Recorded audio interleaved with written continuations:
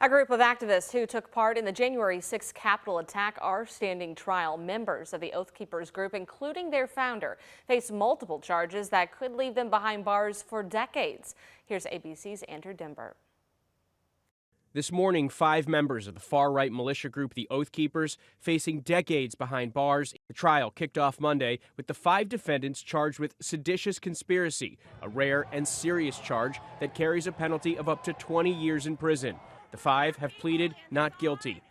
Among them is the group's founder, Stewart Rhodes. In opening statements, federal prosecutors said Rhodes and the other defendants, quote, concocted a plan for an armed rebellion and banded together to do whatever was necessary to stop the transfer of power between Donald Trump and Joe Biden. According to the FBI, Rhodes allegedly began planning to disrupt the transfer of power soon after the November 2020 election. This is what he said just days after the election. We have men already stationed outside D.C. as a nuclear option in case they attempt to remove the president illegally.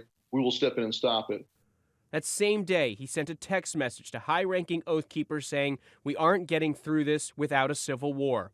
Prosecutors argue that over the next 2 months, Rhodes recruited dozens of Oath Keepers and then deployed the militia to Washington, D.C. and Virginia on January 6th to disrupt the certification of Biden's victory.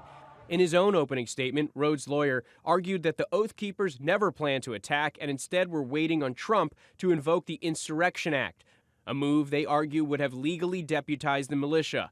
But prosecutors shot down the idea, saying Rhodes and his group were only claiming to rely on the Insurrection Act to hide illegal actions, and played an audio clip from 2020 in which Rhodes told associates that while the Insurrection Act gave them legal cover, his plan was to fight against the government no matter what. Andrew Dimbert, ABC News, New York.